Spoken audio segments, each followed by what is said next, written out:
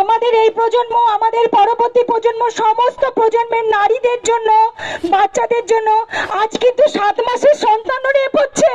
তাহলে আমি সেই সমস্ত পিতাদের কাছে, সমস্ত ভাইদের কাছে, সমস্ত দাদাদের কাছে, সমাজের সমস্ত পুরুষদের কাছে আমি কোশ্চেন করতে চাই যে একটা 7.5 মাসের বাচ্চা কেন রেপ হবে?